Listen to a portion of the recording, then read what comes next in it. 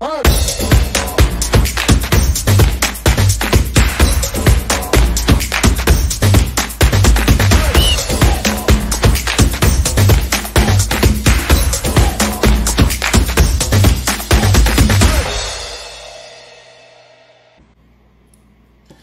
à tous, bienvenue dans ce troisième épisode de Paroles aux éperviers.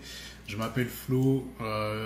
Tout d'abord, un grand merci à vous d'être toujours aussi nombreux à suivre notre podcast de Paroles aux éperviers. On a eu l'occasion de recevoir dans le premier épisode Oloufadé et dans le deuxième Alexis Romao. Donc voilà, donc pour ce troisième épisode, on va recevoir Thomas de Séville. Pour information, donc la vidéo sera disponible sur la page Instagram et également sur notre chaîne YouTube. Donc je vous invite à vous y abonner fortement. Ce podcast il sera aussi disponible en audio sur Spotify, Apple Music et autres. Donc pour ceux qui n'auraient pas le temps de suivre dans l'intégralité ce live, vous aurez l'occasion de le suivre de nouveau quand vous le voulez par la suite sur ces différentes plateformes. Donc encore une fois, merci à vous d'être toujours aussi nombreux à nous suivre. On va faire entrer Thomas de Séville tout de suite. Je lui envoie son invitation.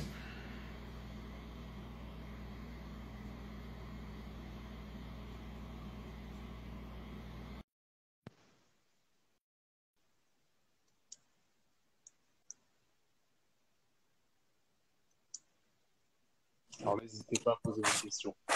Hello. Salut, bonsoir à tous. Ça va? Ça va très bien. Ça va tranquille. Bon, merci à toi de ta disponibilité.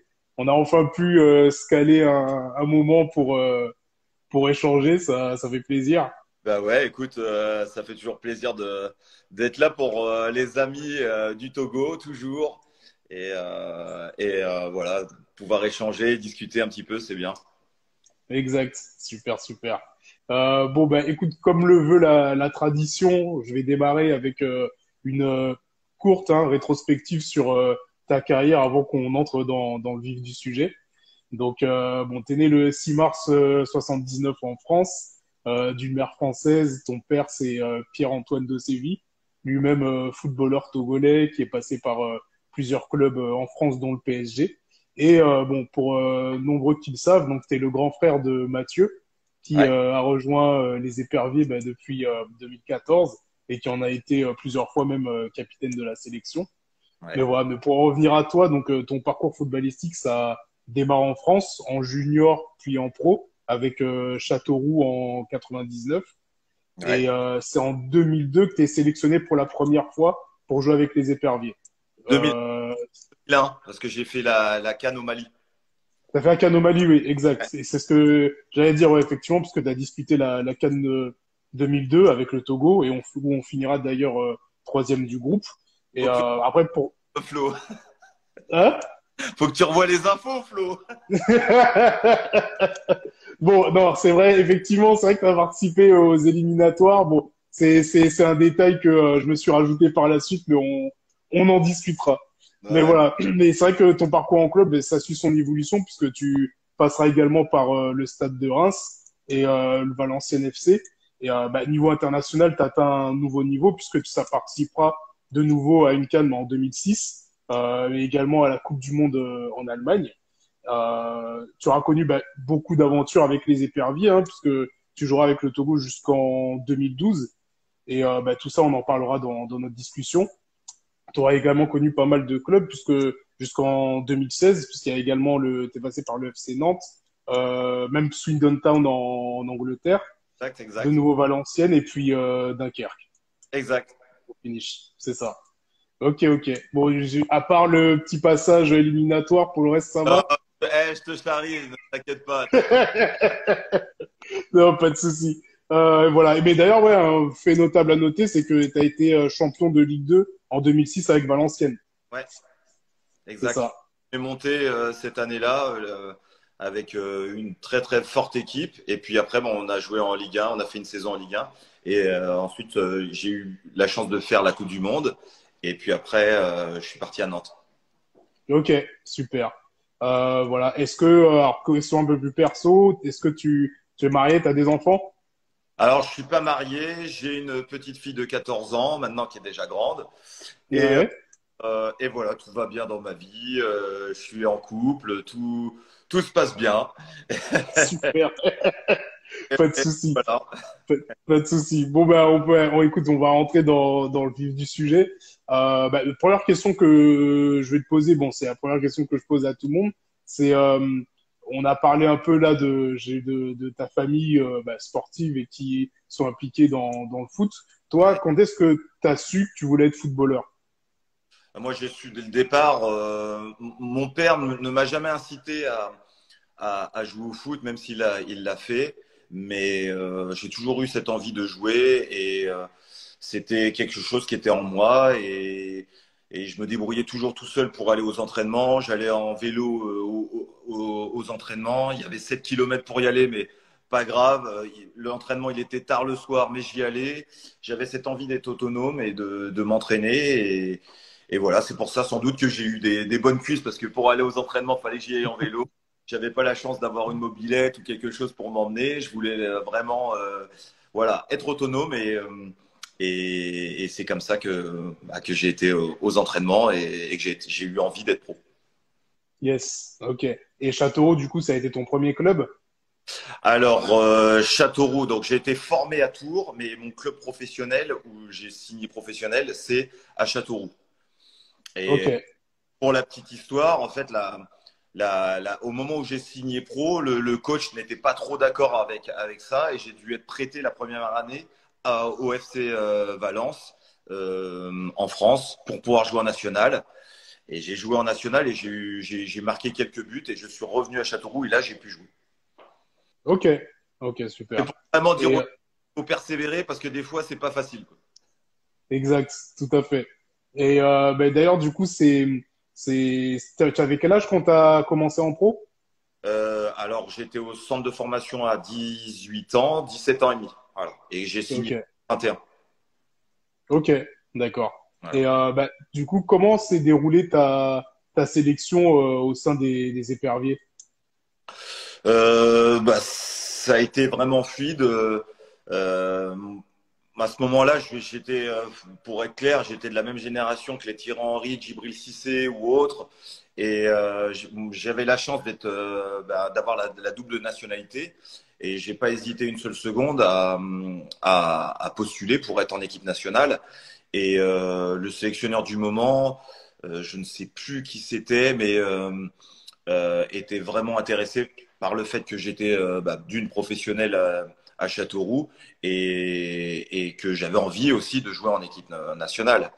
Et c'est vrai que j'invite souvent, moi, maintenant, les binationaux à ne pas hésiter à vraiment jouer pour leur pays, leur double nationalité, leur pays d'origine ou autre, et de jouer pour l'équipe africaine.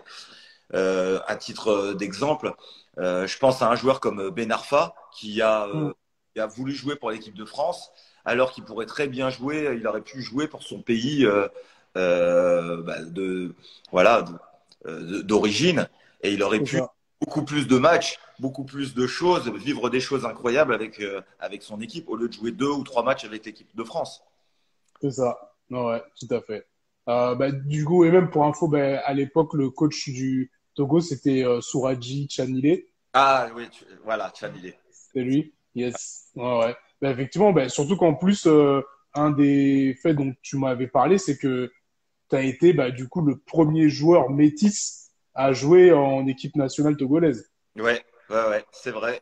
Ça m'a fait plaisir un petit peu d'avoir ce petit engouement autour de moi et c'est vrai que moi j'ai toujours eu du mal avec la langue, même si j'adore l'élever. Je sais que ça a toujours été compliqué pour moi, excusez-moi encore, mais c'est vrai qu'en tribune, quand on m'appelait le Yovo, euh,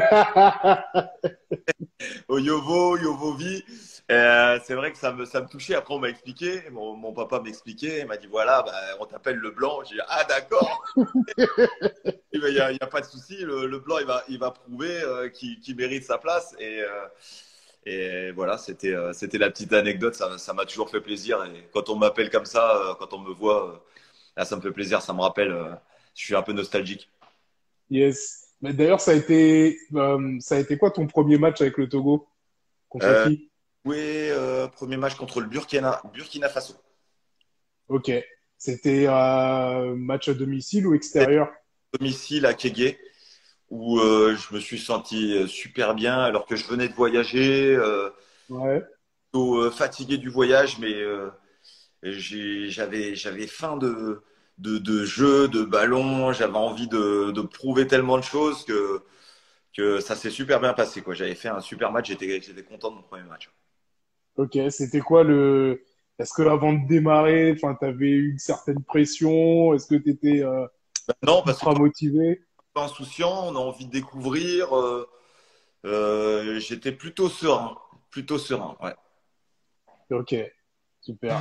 Et bah, du coup, bon, pour en revenir un peu à ce qu'on disait en démarrant ton parcours pro avec enfin, en démarrant ton parcours pro tout court, toi, t'avais déjà en tête que tu jouerais pour le Togo. Non, pour être honnête, non. Mais euh, quand on quand on est joueur de football et qu'on devient professionnel, on a envie de faire des coupes du monde, on a envie de faire des coupes d'Europe, on a envie de jouer pour la meilleure équipe, on a des rêves plein la tête. Donc après, bah, c'est notre niveau de jeu qui nous ramène un petit peu à ce qu'on doit être. Et c'est vrai que faire la Coupe du Monde, pour moi, pour un joueur qui est plus Ligue 1 et Ligue 2, bah, c'était le Graal, c'était une chance. Et C'est ça. après, se dire qu'on va jouer pour une équipe nationale, ça serait prétentieux. C'est d'abord le niveau de jeu, d'abord être professionnel, et puis après, on voit, il faut faire des étapes dans sa carrière professionnelle avant de dire, bon voilà, moi je veux gagner la Coupe du Monde, moi je veux faire des matchs de Coupe d'Europe. Voilà, à mon actif, j'ai pas de match de Coupe d'Europe. Bon voilà. C'est ça. Ok. Ok, ok. Bah, écoute, raconte-nous un peu ton intégration dans l'équipe, avec qui t'as sympathisé très vite, comment était l'ambiance? Ah, mais l'ambiance a été très très bonne. Moi, j'étais très proche de tous les joueurs, que ce soit Adebayor, que ce soit euh, Jean-Paul Abalo, Darren Ibombé, euh, Kossi Agassa, je pourrais encore en citer, mais voilà, petit à petit, ben, j'ai fait partie de l'équipe et puis après, voilà, c'est l'investissement, c'est l'envie sur le terrain qui fait qu'on s'intègre. Ils ont vu que je lâchais rien, que j'étais là pour gagner les matchs. Et c'est la meilleure intégration. Yes. Du coup, dans ton parcours pour les éliminatoires pour la CAN 2002, ça a été quoi ton match le plus marquant? Est-ce que t'as des anecdotes à nous partager sur cette période-là de la compétition?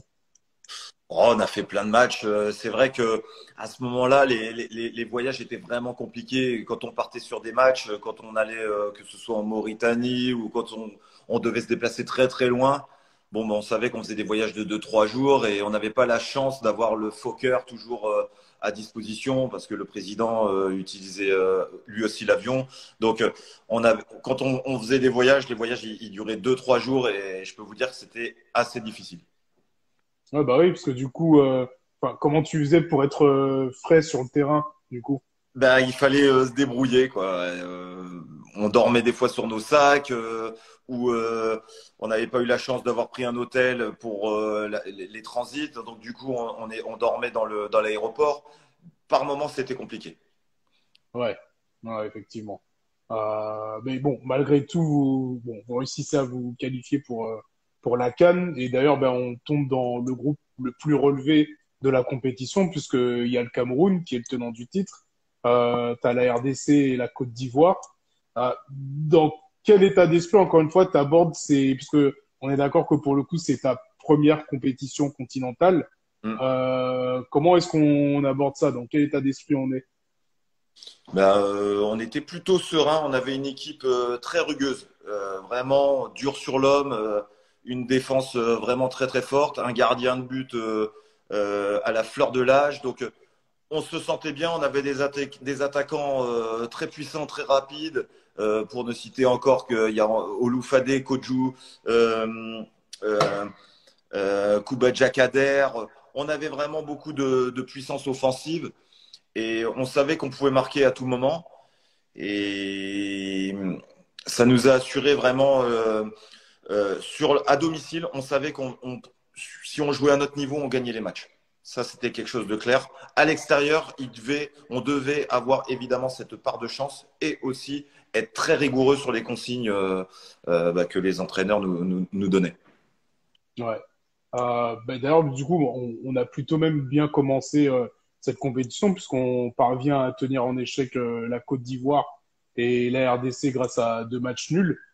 Mais bon, finalement, sur le troisième match, on se fait battre par le Cameroun, donc tenant du titre et d'ailleurs qui sera le vainqueur de la compétition. Euh, pour toi, dans cette CAN, quel a été ton match le plus marquant? Est-ce que tu as des anecdotes aussi à nous raconter sur cette CAN? Disons que moi, c'est vrai que c'est toujours intéressant de jouer contre le Cameroun. À ce moment-là, il y avait Samuel Eto'o et c'est vrai que je me souviens d'un moment où Samuel Eto'o, c'est vraiment un grand joueur, mais c'est quelqu'un qui sait qu'en Afrique, quand il va sur les défenseurs centraux, c'est très difficile pour lui. Donc c'est un joueur qui dézone à chaque fois. Et manque de bol, il venait dans ma zone. Et moi, dans ma tête, je m'étais dit, bon voilà, s'il vient dans ma zone, je lui fais pas de cadeau. Et c'est vrai que je lui avais mis un tacle vraiment, vraiment assassin. J'avais pris un carton. Et parce que, bon, évidemment, les attaquants, ils ne savent pas tacler. Donc j'avais vraiment mal. Ouais, Et j'ai pris un carton et il m'a regardé d'un air, mais qu'est-ce que tu fais? Et, et en fait, c'est parce que tellement il dézone, mais une fois qu'il est lancé, c'est quand même un joueur inarrêtable. Donc, c'est pour ça qu'à chaque fois, en Afrique, il a tellement peur de prendre de coups qu'il se met sur les côtés pour pouvoir se lancer et dribbler, prendre des appuis sur des joueurs un peu plus costauds pour pouvoir marquer. Donc ouais, c'est les matchs contre le Cameroun. Cameroun, Côte d'Ivoire, c'est des choses qui restent. Ouais. Évidemment, il y a des grosses stars dans ces équipes-là. Donc c'est ouais, exact. D'ailleurs, est-ce que tu te rappelles de ton premier but en sélection? Oula, premier but en sélection. Je me demande si c'était pas aussi contre le Burkina Faso. Ok.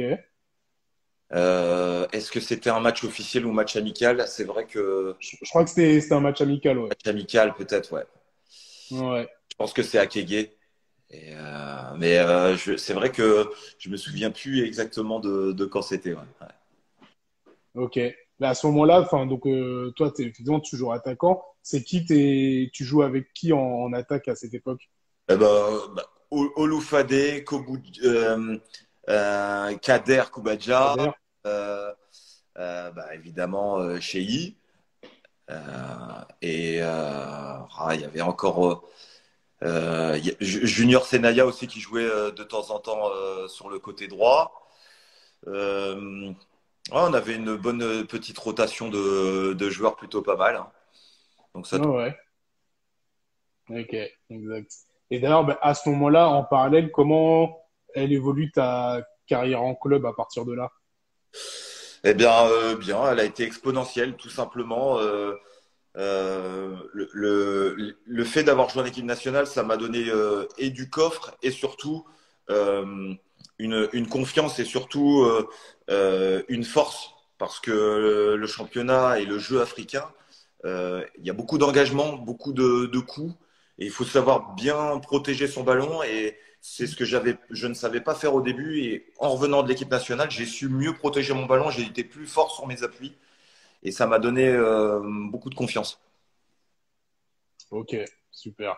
D'ailleurs, en 2004, se démarrent les qualifications pour la CAN et la Coupe du Monde 2006. Alors, c'est une première parce que les éliminatoires pour les deux compétitions, elles sont regroupées, puisque et la CAN et la Coupe du Monde vont se jouer la même année.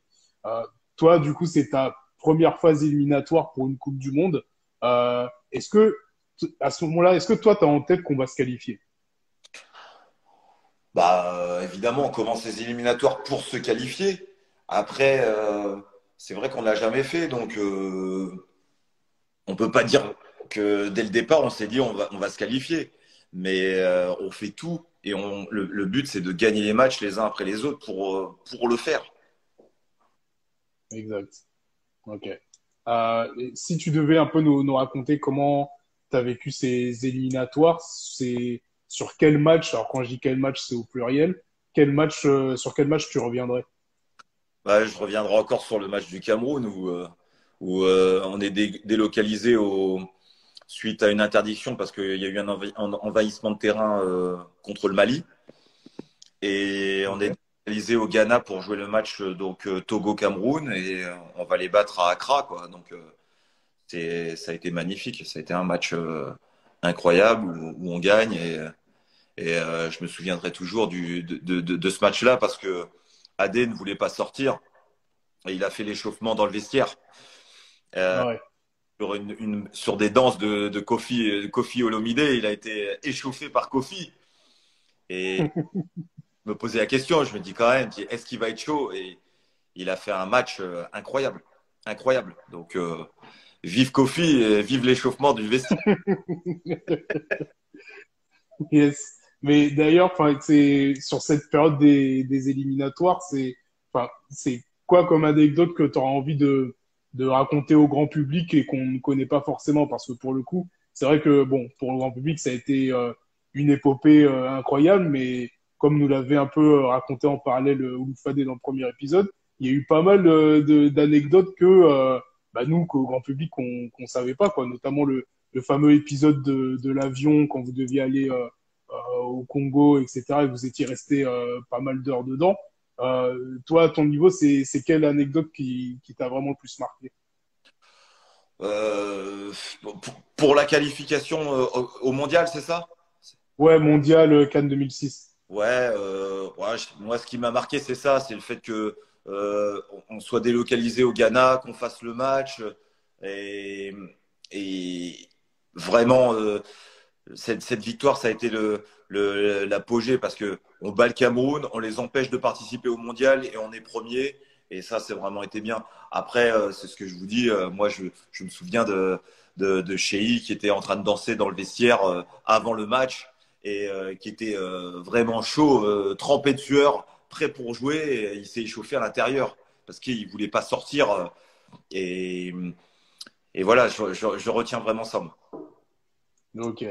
Bah, du coup, oui, comme on l'a dit, bah, le 8 octobre 2005, donc on parvient à se qualifier on était déjà qualifié pour la CAN, mais du coup, le 8 octobre, on est qualifié officiellement bah, pour la Coupe du Monde suite à notre victoire bah, contre le Congo en match extérieur.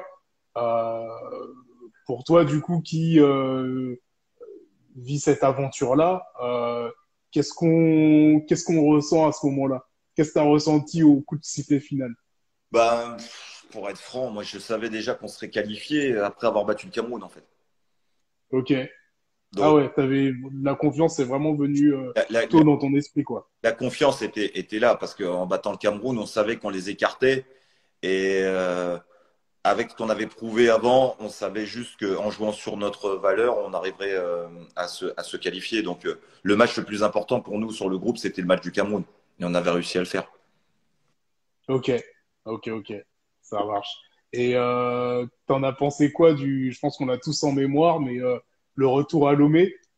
Ah bah ouais, ça a été magnifique où le bus y passait au milieu des gens qui tapaient sur les flancs du bus. Ça c'était incroyable. Ça c'était vraiment un super moment. Ouais.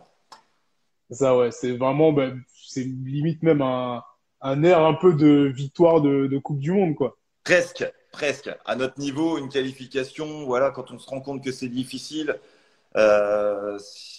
faut être clair. La génération de maintenant est beaucoup plus talentueuse que la génération que nous on avait. En termes d'abnégation et de physique, peut-être, ils sont un petit peu moins, mais la part de chance qu'il faut pour se qualifier pour une Coupe du Monde, elle est incroyable. Ouais, clairement, clairement. Et toi, côté club, à ce moment-là, t'es à Valenciennes, c'est ça? Ouais, ouais. Ok. Et comment les choses se passent, comment ça évolue pour toi? Super bien. Voilà, j'évolue au milieu de bons joueurs comme Savidan, Maxence Lachaise, plein de bons joueurs, des joueurs de qualité, des joueurs de top Ligue 1. Et puis, j'ai eu la chance après d'être appelé par Nantes, qui venait descendre en Ligue 2. Et voilà, on s'est arrangé avec Antoine Camboiré, qui était mon coach, où j'ai des très très bons rapports avec. Et je suis parti à Nantes parce que voilà, quand un club comme le FC Nantes, un club historique, vous appelle, bah, il faut, pour moi, dans ma tête, il fallait pas hésiter. Donc, je suis parti au FC Nantes pour le faire remonter. Et on est monté. Super. Yes. Et mais du coup, par la suite, bon, arrive la compétition de la CAN 2006 en Égypte. Donc nous, à ce moment-là, on est dans le groupe B. Donc il y a l'Angola, il y a la RDC et bah, il y a de nouveau le Cameroun. Bon, malheureusement, on sort de la compétition dès le premier tour, en finissant dernier du groupe.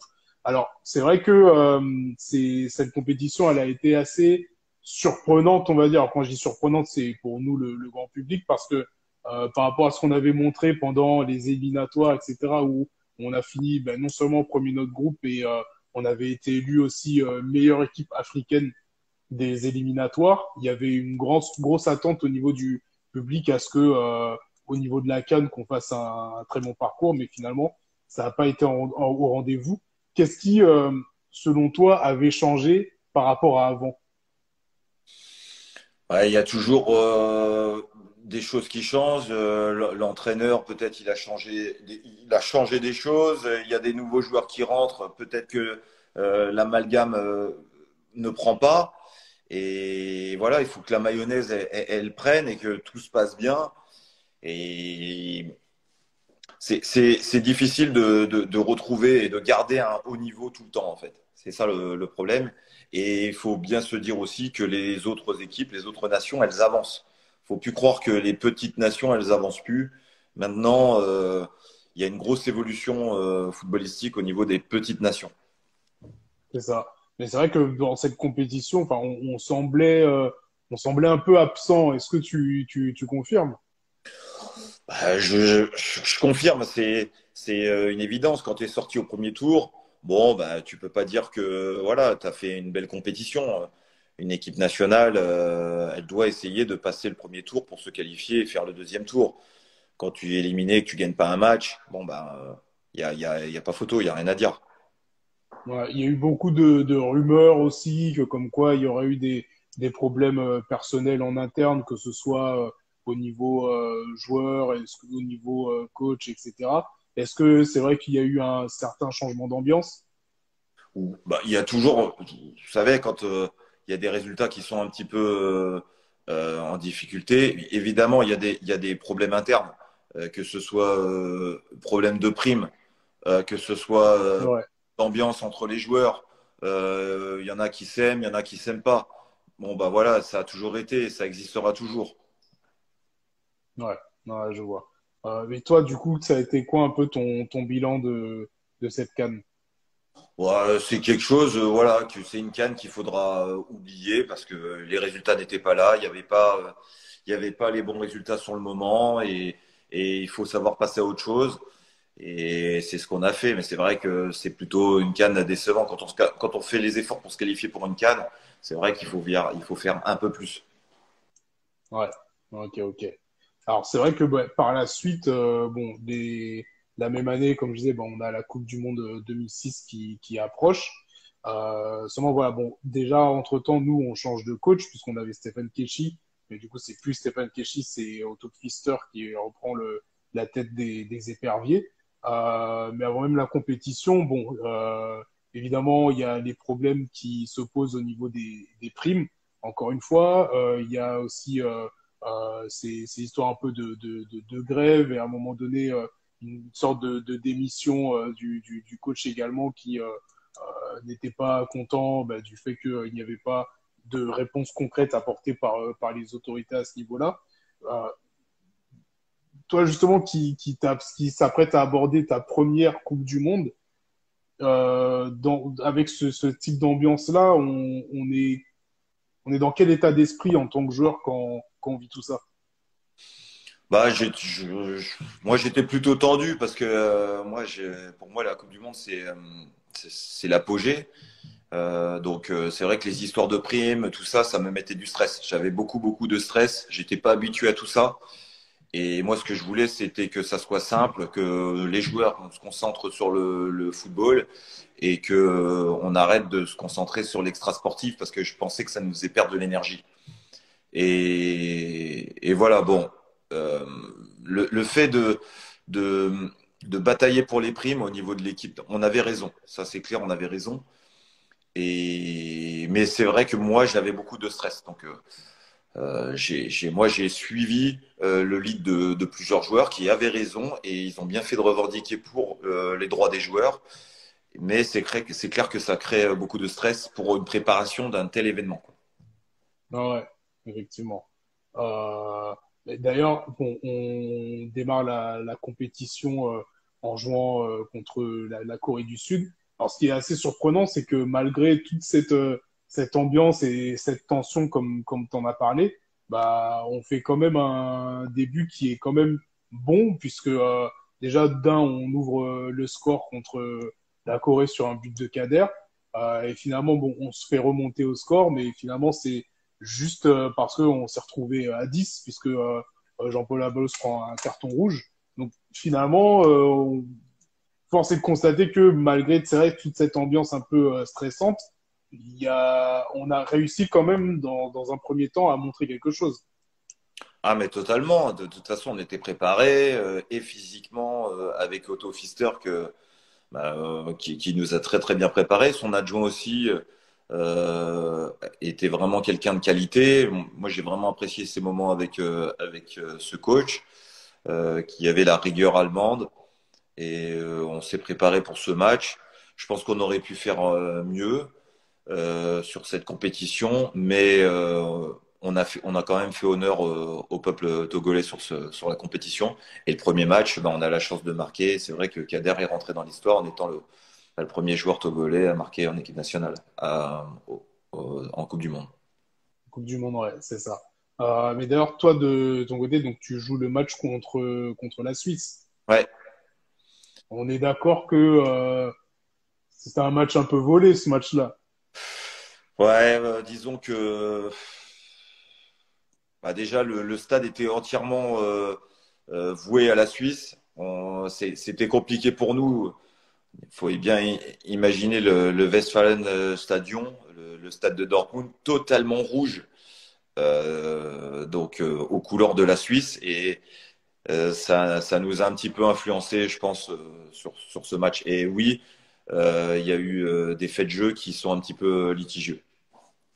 C'est ça. Ouais, puisqu'il y a, je crois il y a deux pénaltys qui nous sont refusés. Ouais. T'as même des hors-jeux qui, bon, sont plus que discutables. Donc, et c'est vrai que c'est d'autant plus rageant parce que pour le coup, étant donné que c'est notre deuxième match, donc il faut absolument que sur ce match-là, bah, que soit on le gagne ou qu'on fasse au moins match nul. Donc, au final, bon bah c'est bon, ça finit par une défaite de 0. Est-ce que à ce moment-là, toi dans ta tête, tu t'es totalement découragé parce que bon bah voilà, c'est signification d'élimination de la compétition, ou est-ce que tu es encore combatif parce que bon bah tu te dis il reste le match contre la France, il faut qu'on garde une Ah, certaine je suis rigueur. toujours combatif, hein. J'ai toujours envie de jouer, toujours envie de prouver. La chance qu'on a d'être sur le terrain, c'est de prouver notre valeur et c'est ça qu'il faut mettre en avant. Un joueur de foot, il doit jouer et le but, c'est de batailler pour être sur le terrain et essayer de jouer, quoi. Et j'ai eu la chance de jouer un quart d'heure contre la France et d'essayer de tout donner pour les empêcher de se qualifier, quoi. Bon, on n'a pas réussi, mais voilà, on a essayé d'être valeureux et comme je le dis encore, de faire honneur, quoi. Non, non, ça a été vraiment un très bon match, hein, puisque même toute la première mi-temps, on les fait douter, on, Mm. ouais, ah ouais, on maintient le score vierge. Donc, c'est vraiment en seconde mi-temps que, bon, malheureusement, ils sont un peu plus pugnaces, on va dire, qu'à la première période. Mais c'est vrai que globalement, ça a été salué comme une bonne performance de notre part, quoi. Yes. Et bah, toi, c'est quoi un peu ton bilan de cette Coupe du Monde? Oh, bah, c'est deux matchs. C'est une occasion contre la Suisse que j'ai ressassé pendant des nuits et des nuits, alors que voilà, avec la précipitation, avec l'émotion, normalement, je dois mettre un contrôle et pour pouvoir frapper. Et je veux tenter une volée directe. Et voilà, c'est des détails que les gens ne savent pas, mais que nous, joueurs de foot, on ressasse et on se dit, putain, mais si j'avais fait ça, et si j'avais fait ça, Ouais. si j'avais fait ça. Et bon, voilà, ça aurait changé plein de choses. Mais voilà, donc bon, des fois on ressasse des choses et puis moi, je suis quand même satisfait d'avoir fait 2 matchs de Coupe du Monde. Par rapport à mon niveau aussi, c'était bien. Ok. Bah, mis à part les tensions qu'il y a pu y avoir par rapport aux primes et tout, est-ce que toi, de ton côté, est-ce que tu as des belles anecdotes, des bons moments que tu as retenus de cette compétition et que nous, à notre niveau, on ne sait pas forcément? Parce que c'est vrai que nous, à notre niveau du grand public, bon, bah, ce qu'on retient forcément, c'est cette histoire au niveau de primes, etc. Mais est-ce que quand même, tu as vécu des bons moments durant cette compétition? Qu'est-ce que tu pourrais nous partager aujourd'hui sur cette période-là? Oh, ben, c'est vrai qu'il n'y a pas grand-chose. Après, nous, on était en préparation donc à Wangen. Bah, ça s'est super bien passé. Une bonne ambiance entre nous. On a vraiment été solidaires. Et, euh, et voilà, voilà la petite anecdote que je pourrais raconter, c'est un des joueurs de l'équipe nationale que je tairai le nom. Quoi qu'il a reçu la prime de qualification, il a quitté le camp et on l'a plus revu en équipe nationale. Voilà. Ah ouais? Ouais, on l'a plus revu. Ok. Voilà. Donc c'est juste, c'est la petite anecdote que je partage. Donc il a quitté le camp. On était à Wangen en Allemagne et voilà. Ok. Je ferai mon enquête là-dessus. Je Voilà. regarderai. Ça marche. Ok. Bah, écoute, bah, toi, à ton niveau, donc, tu arrives au FC Nantes en 2007 et Ouais. tu joueras jusqu'en 2010. Enfin, c'est quand même un grand club. Quel souvenir t'en gardes de ce passage-là? Oh bah plein de très très bons souvenirs. Voilà, c'est un grand club, la Beaujoire, la ville. Tout est très très bien. Tout est orienté aussi pour le foot. C'est un grand club professionnel avec de belles infrastructures. J'étais encadré par des super coachs, des gens très très bien. Donc c'était une belle aventure. Ok. Bah, côté Pervier, bon, on a une petite période à vide puisque bon, on parvient pas à se qualifier pour la CAN 2008. On fait revenir Keshi, puis on appelle Henri Stambouli, on fait venir Jean Titien. Voilà, il y a un peu cette période de flottement entre guillemets, on va dire, au niveau de la tête des éperviers. Est-ce que comment dire, toi, comment est-ce que tu vois un peu cette période-là? Bah, c'est très compliqué. Au final, ça coïncide un petit peu avec le fait qu'on est un peu en train de changer notre assise défensive. Il y a quelques joueurs qui sont vieillissants et qui viennent plus en équipe nationale. Euh, voilà, faut se dire les choses. Défensivement, on était très, très, très costaud. Et le fait que l'équipe elle arrive un petit peu moins à marcher coïncide avec l'arrêt de carrière de Jean-Paul, de Daré, de d'autres joueurs un petit peu puissants, costauds derrière. Et pour gagner des matchs en équipe nationale, il faut être solide. Il faut réussir à faire des 0-0 quand on n'arrive pas à marquer. Il faut réussir à marquer un but et après avoir une assise défensive très très forte pour pouvoir résister aux attaques des autres équipes. Et ce trou, il coïncide avec le fait que certains joueurs aient arrêté leur carrière. Ok, ouais, je vois, je comprends.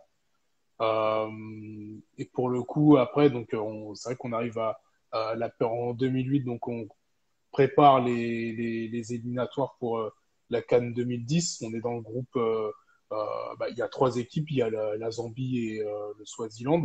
T'as participé activement à ces éliminatoires? Ouais, ouais, j'ai dû faire quelques matchs. J'ai dû être appelé en fonction des. Voilà, peut-être que j'ai eu il y a des blessures ou autres, donc du coup, c'est possible que voilà, je n'ai pas participé à quelques matchs, mais en général, j'ai fait les déplacements. Ok, d'accord. Et toi, à ce moment-là, oui, c'est vrai que tu es encore au FC Nantes. Est-ce que t'as, t'es beaucoup appelé, tu as beaucoup de temps de jeu aussi au FC Nantes à ce moment-là? Oui, oui, oui. Bah, je joue régulièrement. Je mets quelques buts. Tout se passe bien. Ça va, ça va. Ok. Ah ouais, ah, ok, ça marche. Ben écoute, après, nous, c'est vrai que on parvient à se qualifier pour la CAN 2010. Et bon, on part en préparatif au Congo-Brazza pour l'avant-compétition. Et bon, il arrive ce qu'on sait tous, hein, ben, l'attentat terroriste de Cabinda qui nous frappe et où on perd bon, ben, deux de nos membres, Stano Klo et Ameleta Balo. Euh, on a plusieurs blessés, dont un grave avec Kojovi ou Bilalé. 11 ans après ce traumatisme qui est toujours là, 11 ans après cette tragédie, toi, quel regard tu portes sur cet événement? Bah, ça a été quelque chose de très grave.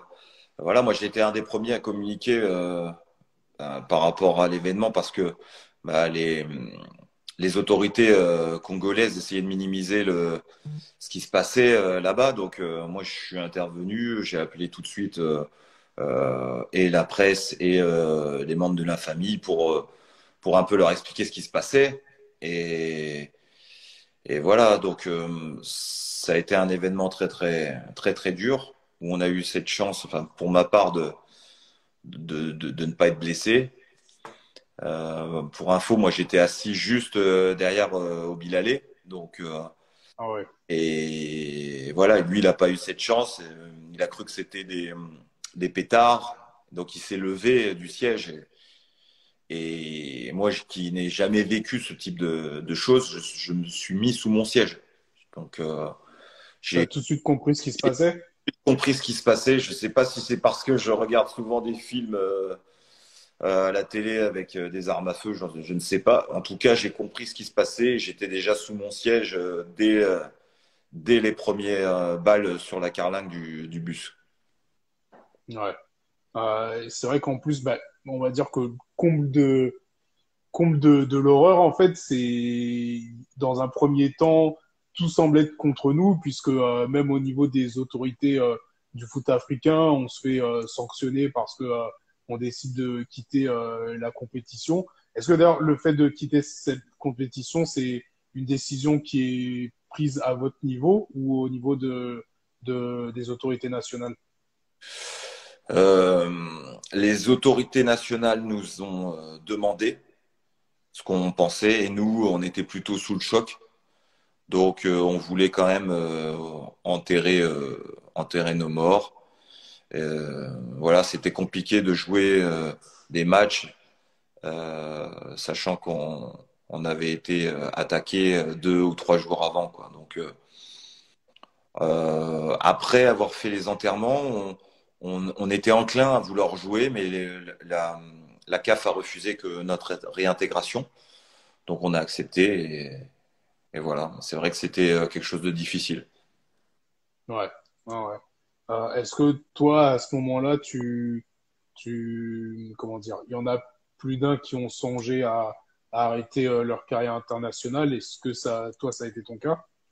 Non, ça n'a pas été mon cas, mais c'est vrai que ma famille ne voulait plus trop que je joue pour l'équipe nationale. Mais moi, j'avais pas envie d'arrêter et voilà. Donc, j'avais envie de continuer. J'ai toujours eu cette envie pour l'équipe nationale. Et voilà. Mais c'est vrai que ma famille était plutôt froide au fait que je puisse continuer de jouer alors que on avait subi un attentat. Ouais, ouais. D'ailleurs, bah, toi, ton dernier match avec les Éperviers, c'était en 2012. Est-ce que t'avais joué les éliminatoires de la CAN suivante. Ouais. Ok. Et ça a été. Est-ce que tu te rappelles, c'était contre qui ta dernière rencontre? Euh, alors, je me demande si c'était pas contre le Congo. Je me demande si c'est pas contre le Congo. Je me pose la question.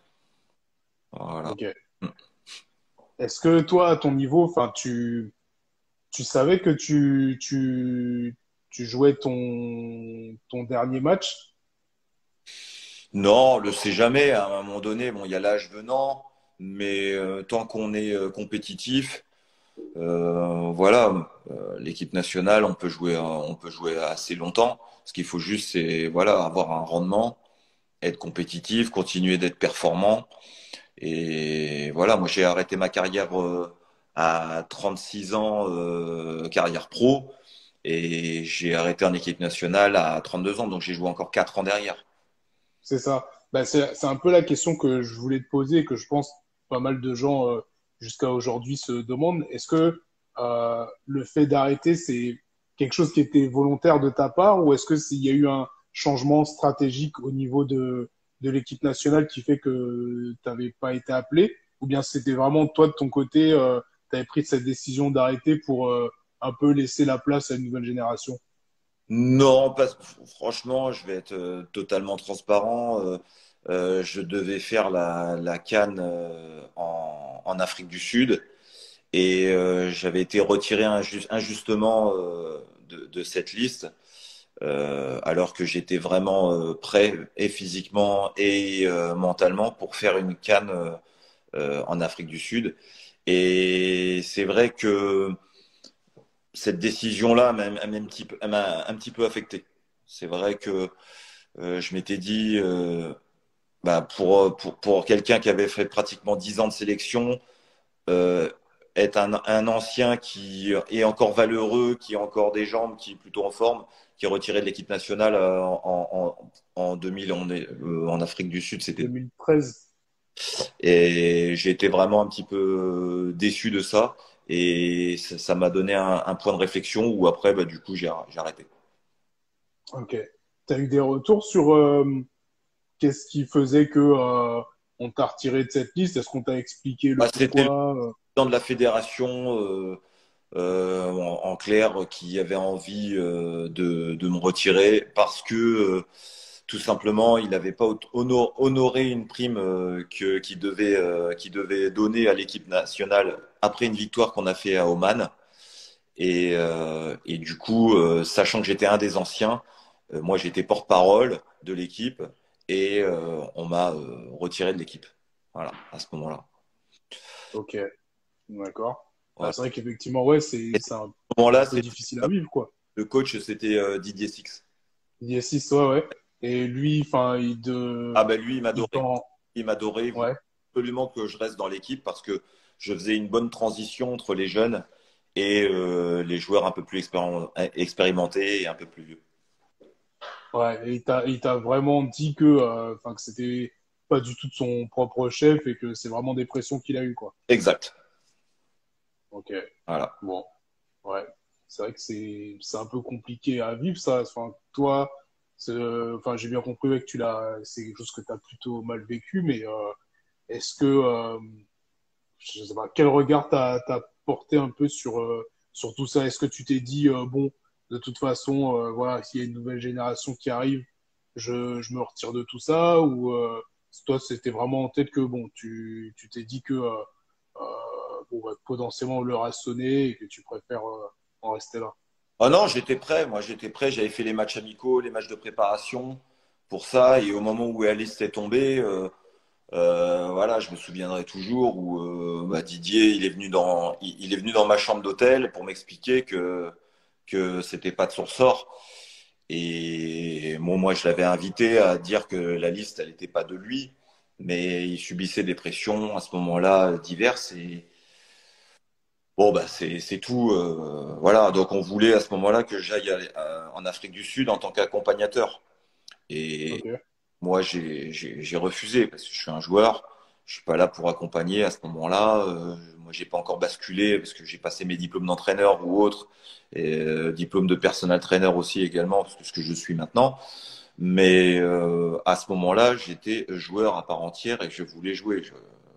C'est tout. Et je ne revendiquais pas d'être titulaire indiscutable. Je ne suis pas comme ça et j'ai jamais été. Mais je voulais être dans les groupes des 23. Et voilà. Et on m'a dit, bah, écoute, si tu veux venir, on te met une carte accompagnateur. J'ai dit non. Ouais. Ouais. D'ailleurs, à cette CAN-là, on fait d'ailleurs un bon parcours puisque pour la première fois de notre histoire, on se qualifie pour Le les deuxième. quarts de finale de la CAN, ouais, le deuxième tour. Est-ce que toi, à ce moment-là, tu suis la compétition? T'es dans quel état d'esprit? Ah ben moi, je suis content. Tout ce qui se passe pour l'équipe nationale, c'est bien. Après, le seul truc que je me dis, c'est que j'aurais dû y être. Voilà, Ouais, tout simplement. bien sûr. Surtout quand on est sur la fin de carrière, on est là, on recherche des clubs, on se bouge. C'est toujours une exposition qui peut être intéressante pour un joueur en fin de carrière. Et je sais que ça m'aurait boosté parce que j'étais vraiment bien physiquement. Et donc voilà. Ouais, ouais. Et d'ailleurs, de ton côté, tu as continué en club, parce que il y a un temps où tu as joué pour le Chonburi FC en Thaïlande. L'aventure, elle avait pas duré. Comment Ouais, ça se je fait? suis revenu assez vite. Les conditions n'étaient pas comme je le pensais. Donc je suis rentré assez vite. Et puis après, je suis rentré sur Valenciennes C'est où ça. j'ai commencé à passer mes diplômes d'entraîneur et j'étais joueur pour l'équipe réserve en passant mes diplômes d'entraîneur. Yes. Ok, ok. Ce que j'allais dire, ouais, effectivement, tu as fait un retour à Valenciennes, et puis après, tu as fini à Dunkerque jusqu'en 2016, c'est ça? Voilà, voilà. Ok. Et depuis, écoute, Thomas de Séville, raconte-nous comment s'est déroulée la suite de ton parcours de vie. Bah, tout simplement, donc j'ai passé mes diplômes d'entraîneur. J'ai entraîné des jeunes au début, des U15, des U19. J'ai eu la chance de partir au Standard de Liège aussi pour être recruteur. Donc j'ai été Ok, 3 ans et demi recruteur au Standard de Liège.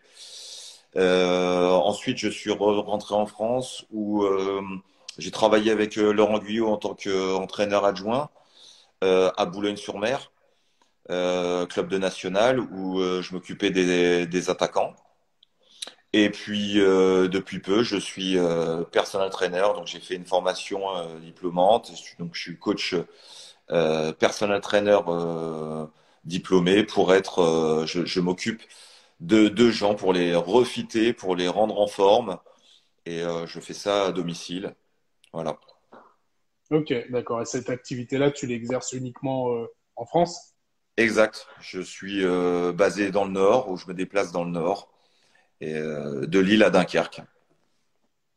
Ok, super, super, super. Est-ce que tu as des attaches avec le Togo? Alors, au-delà du lien familial, est-ce que tu as des projets ou des activités que tu mènes là-bas?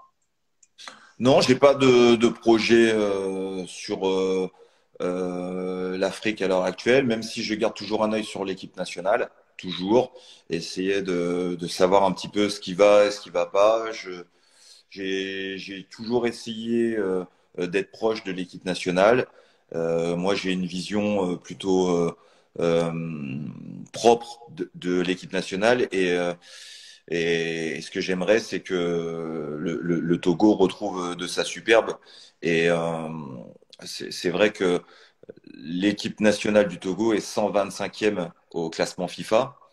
Et c'est quelque chose sur lequel on peut vraiment avancer. Et 33e au niveau Afrique. Sur 56 nations, on est bien bas. Donc il faut absolument trouver un moyen de remonter ce chiffre, remonter l'équipe nationale et se rapprocher du top 10 comme on l'avait été lors de la Coupe du Monde. Ah, ouais, dans le même esprit, d'ailleurs, la question que je vais te poser, c'est quel regard tu portes aujourd'hui sur le foot togolais? Ben, je pense qu'il faut investir encore plus sur l'équipe togolaise, sur le pays, au niveau infrastructure, au niveau des championnats. il faut remettre vraiment tout en place pour que on puisse sortir des joueurs. Voilà, il faut absolument qu'on puisse sortir des joueurs. Euh, les équipes nationales qui sont dans le top 10 ont un championnat de qualité. Je te parle du Mali, du Sénégal, de l'Égypte. Ces championnats-là sont vraiment des championnats de qualité. Et pour remonter le Togo, il faut valoriser le Togo et mettre des infrastructures de qualité et surtout valoriser l'équipe nationale. Voilà, je vais reprendre un peu une question d'Internet, mais est-ce qu'on pourrait imaginer Thomas Dossevi en sélectionneur du Togo ou membre du staff de la fédération? Et pourquoi pas, pourquoi pas. Après, j'ai pas été encore sollicité, mais c'est vrai que les anciens qui ont réussi peuvent avoir des choses intéressantes à apporter à l'équipe nationale. Après, je pense que avoir un noyau avec Adebayor qui a vraiment de grosses connexions au niveau international, plus l'expérience de moi ou d'autres anciens, ça peut toujours être quelque chose de plus pour l'équipe nationale. Voilà. Ok, ok. Alors, dernière question avant qu'on passe à la question des internets. Si tu devais résumer ta carrière en un mot. Je dirais en un mot, Ou en une phrase. en une phrase, ok. Eh bien, euh, il était une fois un petit blanc qui jouait pour une équipe nationale. Voilà, résumé. Ok. Ok. Original. Original. Ok. Bah écoute, il y a pas mal de gens qui ont posé des questions, parce que pour l'annonce du troisième épisode, j'avais laissé le soin aux personnes de poser des questions en commentaire qui te seraient ensuite posées pendant le live. Donc on en a sélectionné quelques-unes. Alors sur Facebook, on a Christian Agbanaglo qui demande: as-tu un lien avec la nouvelle génération des éperviers? Bah oui, j'ai toujours des liens. Voilà, moi j'étais toujours proche des frères Haïté et notamment Floyd. Et puis bah, j'ai mon petit frère qui jouait encore et qui joue encore en équipe nationale. Euh, voilà, j'ai quelques joueurs que je suis. Donc oui, j'ai toujours des liens avec l'équipe nationale. D'ailleurs, on a plusieurs personnes. Bon, c'est peut-être pas forcément à toi que je devrais poser cette question, mais je te la pose quand même. On a plusieurs personnes qui demandent quand est-ce que Mathieu y revient. Mathieu, il reviendra quand il se sera bien soigné parce qu'il a été opéré de la cheville. Donc, il a eu un petit souci au niveau de sa cheville. Et Mathieu, il va revenir dès qu'il sera prêt. Mais le plus important pour lui, c'est de reprouver qu'il est prêt à revenir de la blessure et puis surtout de jouer un maximum de matchs pour Amiens. Donc, c'est vrai qu'il n'a pas envie de ne pas venir pour l'équipe nationale, mais il a surtout pas envie de se reblesser ou autre et de rater des matchs avec Amiens qui a mis beaucoup d'attentes sur lui. Ok, d'accord. Alors, on a Abdourazak Edjam qui demande, selon toi, qu'est-ce qui nous manque pour le foot togolais en général? Je pense que ça revient un peu sur ce que tu disais au niveau infrastructure. Oui, il faut des infrastructures, il faut aussi encadrer. Euh, le Sénégal, le Mali, le Ghana, ils n'hésitent pas à mettre des entraîneurs peut-être européens en Afrique pour justement encadrer, pour donner les bons conseils. Et des fois, il faut accepter de se faire aider par des gens à l'extérieur pour pouvoir réussir des choses. Et si le football, il est né en Angleterre, et voilà, il faut être capable d'accepter que peut-être des Anglais viennent nous apprendre, nous les Togolais, je parle en général, nous apprendre comment on fait des choses. Et il faut accepter d'être encadré. Donc des fois, peut-être faire venir des gens de l'extérieur pour pouvoir encadrer et aider nos jeunes à progresser peut-être un peu mieux que ce qu'on fait habituellement.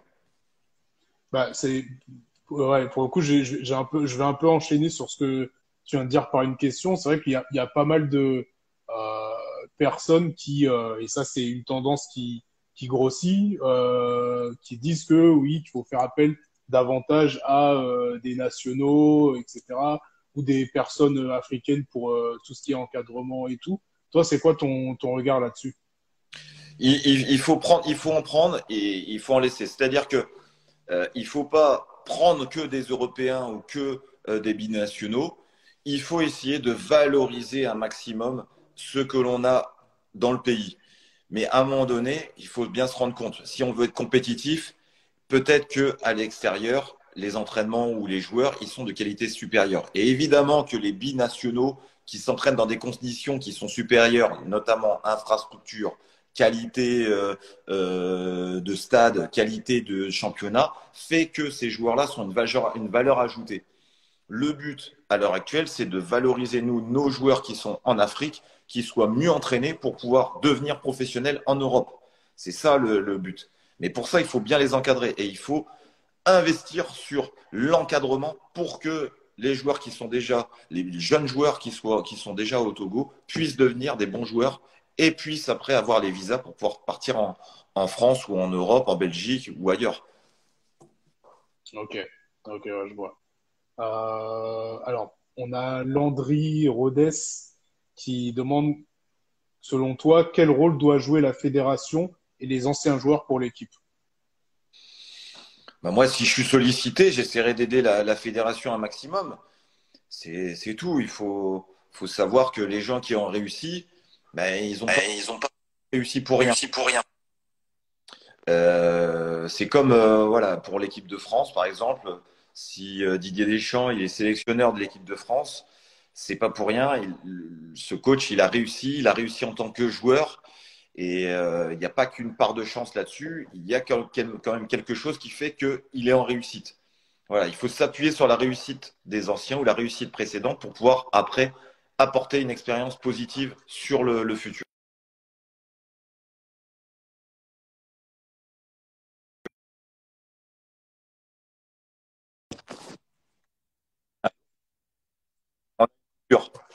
C'est bon? Ouais, ouais, c'est bon, ouais. Ok. Est-ce que tu as eu ma réponse ou pas? Pas en intégralité. Je disais qu'il fallait s'appuyer sur les expériences et les réussites positives du passé pour pouvoir aider les futures, les futures expériences en équipe nationale. C'est ça. Ok, ok, ok. Alors pour la cinquième question, on a obéi. Non, excuse-moi. On a Petit Aboati qui demande doit-on impliquer les anciens joueurs dans la gestion du foot togolais? Ça dépend et oui, je pense que on peut avoir un regard positif, surtout les anciens joueurs, je vous dis, qui ont réussi. Euh, on peut essayer d'intégrer des choses, de créer des réunions ou des consortiums qui vont permettre de positiver ce qui est fait. Là, à l'heure actuelle, l'équipe nationale, c'est vrai qu'elle n'est pas toujours en réussite, même si là, sur les deux derniers matchs, il y a du positif. Mais je pense qu'il y a encore des choses encore à faire. On doit essayer de se rapprocher des meilleures nations. Essayer de savoir ce que eux ils font pour que nous on se rapproche de ça. Si le Mali, si le Sénégal, si le Ghana, ils sont dans le top 10, qu'est-ce qu'ils mettent en place dans leur pays pour que les jeunes et leur équipe nationale soient fortes? C'est ça. Yes, exactement. Pour enchaîner, on a Obi Animaka qui te demande, alors est-ce que tu as en tête le nombre de buts que tu as marqué dans ta carrière? Oh là là, ah, j'ai dû en mettre allez, une quarantaine ou une cinquantaine. Allez, je suis dans ces eaux-là, je dirais une quarantaine. Ok. Et on a Emmanuel Ogbonna qui te demande quel est ton meilleur souvenir avec les éperviers. Mon meilleur souvenir avec les éperviers, euh, ah, j'ai bien aimé le match contre la France. Ça, c'était un bon moment pour moi parce qu'on m'en parle tout le temps. Donc voilà, le match contre la France. Et j'ai aimé aussi mon premier match contre le Burkina Faso avec les éperviers où je sais pas ce qui m'a pris, mais j'avais pris le ballon sur un coup franc et j'ai tiré le coup franc. J'ai failli le mettre en lucarne et j'avais que 20 piges et j'étais tout content déjà de jouer. Je courais partout, j'avais le feu et je me souviens de ça, quoi. Ok. Dernière question d'Instagram de I Am Golden qui te demande est-ce que tu es disposé à aider la sélection actuellement en reconstruction? Moi, je suis prêt. Je suis prêt si on vient à m'appeler il y a un bon projet, quelque chose de cohérent et avec une fonction bien définie, pourquoi pas? L'équipe nationale, pour moi, c'est quelque chose qu'on peut pas refuser. Donc voilà, j'ai joué pour ma nation et je peux encore aider. Mais moi, ce que j'aimerais, c'est que euh, l'équipe nationale puisse revivre des grands moments. Et surtout, pour ça, il faut mettre des étapes. Quand on peut pas revivre des grands moments quand on est 33e nation africaine ou au niveau 125. À l'heure actuelle, ce n'est pas possible. Il faut être lucide. Donc déjà, il faut regagner des matchs pour remonter au classement FIFA. Et ensuite, on peut prétendre à des choses. Pour l'instant, ce n'est pas possible. Ok. Bah écoute, ultime question. Cette fois-ci, elle vient de moi. C'est une question spécifique que j'aimerais te poser bah, par rapport à ton parcours et justement à ton profil que tu as eu au sein des éperviers. Aujourd'hui, ouais, comme tu sais, l'équipe elle est en reconstruction. Même si là, on n'a pas pu se qualifier pour la phase suivante pour la Coupe du Monde 2022, on a quand même je trouve qu'il y a un retour, on va dire, à une certaine cohérence de jeu puisque on a rompu avec ce cercle infernal de défaites, etc. On commence à regagner des matchs, on arrive à faire des matchs nuls également, à tenir davantage. Euh, et pour cela, je pense qu'on est en train de mettre en place ben, vraiment une bonne stratégie et à faire appel à différents talents.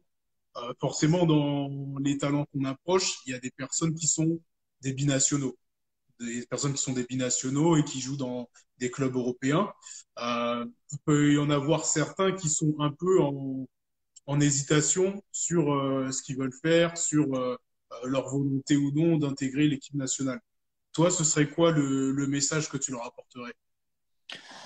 Ah ben moi, le message, c'est le message que j'ai dit à mon frère également qui a choisi l'équipe nationale, mais 5 ans par exemple après moi. Euh, L'équipe nationale, elle t'apporte des choses.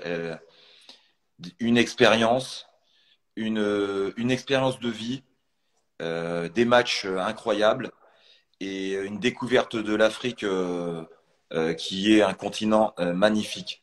Et c'est ça que moi j'ai envie de dire, c'est que jouer pour son équipe nationale déjà c'est une fierté, mais en plus on découvre des choses incroyables, que ce soit des gens avec beaucoup de cœur, euh, beaucoup de beaucoup de diversité. Voilà, la diversité c'est enrichissant.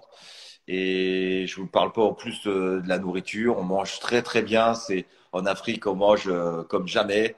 Et voilà, c'était moi je retiens ça et c'est vrai que ça fait un moment que je suis pas allé. Et du coup, bah ça me manque un petit peu. Voilà, rien que d'en parler, ça me manque un petit peu.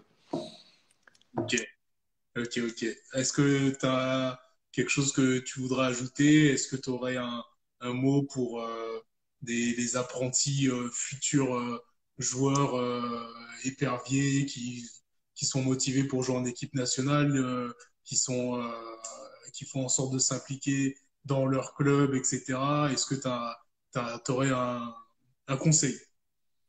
Bah, le conseil, tout simplement, c'est de persévérer, c'est de croire en soi jusqu'au bout, c'est de faire attention parce que parce que quand on réussit déjà à être joueur de foot, il faut essayer de se maintenir au maximum en forme. Pour ça, il faut faire attention à son alimentation, faire attention à son sommeil. Et voilà, il faut aussi pour les jeunes joueurs continuer de travailler à l'école parce que mine de rien, quand on veut performer au football, il faut avoir aussi une tête pensante. Parce que pour comprendre les consignes d'un entraîneur, il faut être capable de les mémoriser. Et tout ça, on acquiert des qualités. Ces qualités, on les acquiert à l'école. Et voilà. Après, être discipliné. Voilà, c'est pas parce qu'on travaille que tout de suite le lendemain on va réussir à devenir pro. Des fois, il faut travailler longtemps, il faut persévérer longtemps avant de pouvoir avoir le résultat de ses efforts. Voilà. Ok, super. Bon, bah écoute, grand merci à toi. T'as vu, on a mis moins d'une heure et demie là. C'est parfait. T'as géré comme un chef. C'est très bien. C'est Super. Bah, écoute, franchement, merci encore beaucoup à toi d'avoir accepté l'invitation. C'est vrai que le contact s'est fait très rapidement et surtout, t'as vraiment pas hésité. Et vraiment, moi, c'est quelque chose qui m'a fait plaisir. En tout cas, sois sûr que comme je l'ai dit aux autres, on te réinvitera à d'autres occasions, à d'autres épisodes pour parler de sujets un peu plus divers. Et puis, voilà, quoi. Eh ben, pour moi, c'était un plaisir de relater ces moments avec l'équipe nationale. Toujours un plaisir d'être là. Et puis, si, euh, si l'équipe nationale a un jour besoin d'un ancien qui a eu la chance de réussir et de faire une Coupe du Monde avec d'autres joueurs, eh ben, il n'y a pas de souci. Je suis là pour encadrer et pour aider avec mon expérience et de recrutement et d'entraîneur. Super. Bah, j'en profite en même temps pour remercier tous ceux qui nous suivent, tous ceux qui nous ont suivis pour cet épisode et ceux qui nous suivent de manière générale sur la page et également sur nos podcasts. Donc, pour information, l'épisode sera disponible sur la page Instagram, mais elle sera aussi disponible sur notre chaîne YouTube. Donc, vraiment, abonnez-vous pour pouvoir les suivre. Ça sera disponible aussi en audio sur les différentes plateformes comme Spotify et Apple Music, tout simplement. Donc voilà, on est multiplateforme. Ah, je vois On fait en ça. sorte Bien là, t'es connecté. Exactement. Exactement. On fait en sorte d'être disponible partout et vraiment d'agrandir un peu notre public et qu'il puisse être davantage en connexion avec les joueurs de l'équipe du Taureau, quoi. Donc voilà. Ben, encore une fois, ben, Thomas, je te merci beaucoup d'avoir répondu à notre invitation et puis ben, je vous dis à tous à la prochaine. Allez, à bientôt. Merci, à bientôt. Ciao, ciao. Ciao.